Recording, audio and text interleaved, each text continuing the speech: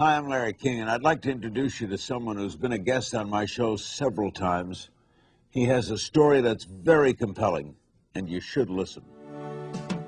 Meet Michael Hingson and his loyal guide dog, Roselle, who will take you on a journey into his world, a world without sight.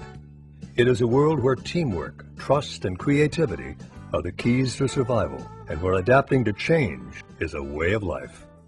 Michael never lets his lack of sight get in the way of his dreams. After attaining a master's degree in physics, he went on to pursue a successful 25-year career in computer sales and marketing, until the day his life changed forever. Incredible story. Michael Hingson has been blind since birth.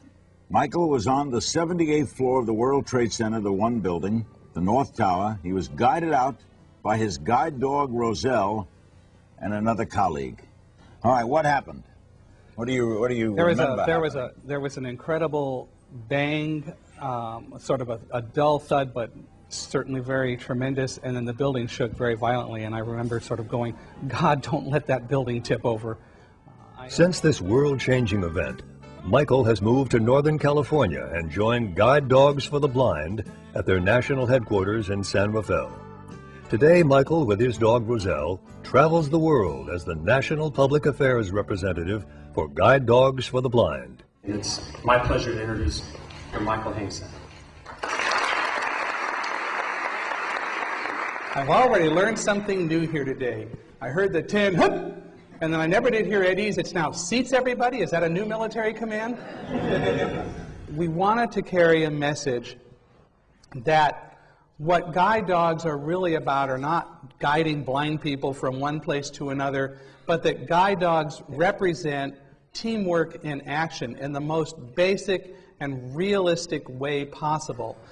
You all know that you are indeed part of a team. And it's the same thing that happens with Roselle and I when we work together. It's my job to be the team leader. My responsibility is to be able to direct her.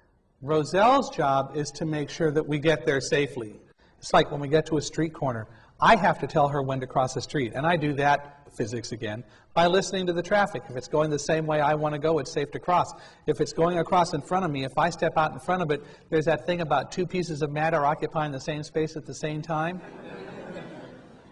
And the bigger piece always wins. The fact of the matter is that there are alternatives that blind people get to use to be able to function in a light-dependent world. Whether it's using a watch that happens to have Braille on. See, I don't even have to look at my watch. I can sit here and stare at you guys, you know. And I can still tell you, if the watch is correct, it's 3:01. And if it's not correct, it's not 3:01. But the Dale Carnegie sales course always said to turn liabilities into assets. The first letter I wrote was the usual, here's my resume, yada, yada, yada. And the last paragraph said, by the way, I want you to know something about me, and it's the most important thing that you can take into account when you make your decision, and that is that I am blind. The reason it's important is because as a blind person, I have been having to sell all my life just to function and survive.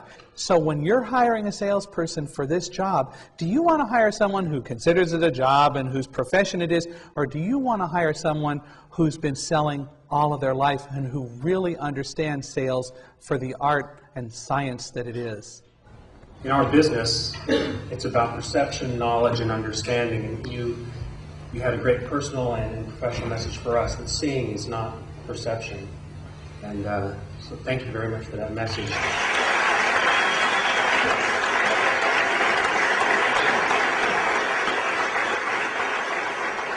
In the military, it's probably one of the most important things to us to work as a team. There's so many people, none of us can do the job alone, and we all rely on each other. Mr. Hingson and Roselle showed all of us today that without having that trust and line of communication from both ends, that you cannot work as a good team. You will not function properly. It sets you forth with sort of a new fire and go, you know, there really is something to be said about the human spirit and what we can overcome. And like he says, he doesn't overcome it alone. He overcomes it with Roselle.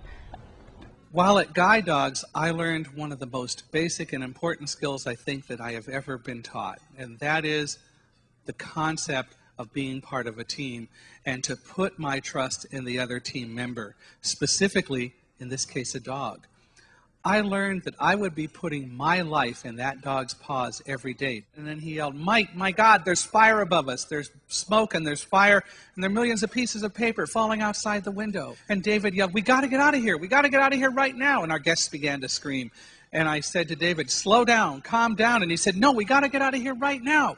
We can't stay here. We got to get out. There's fire and there's smoke." And I said, "David, stop." And he did.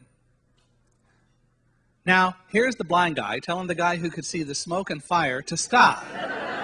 Blindness, in fact, is not the handicap that a blind person has to endure.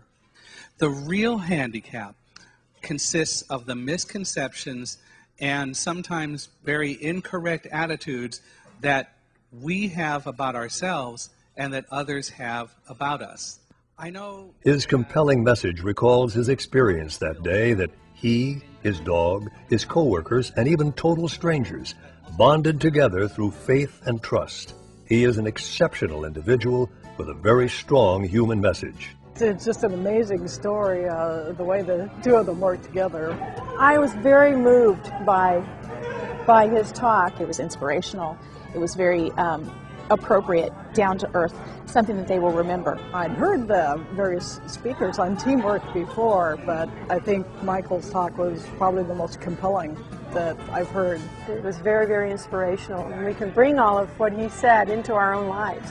Through his unique perspective as someone with vision loss and his dynamic partnerships, both human and canine, Michael challenges his audience by exploring the power of true cooperation so we can enrich our lives and make them more meaningful. in the midst of tragedy, we can sometimes find our true strengths. By working together, we can accomplish miracles, but we must have the vision and the courage to embrace and shape our futures.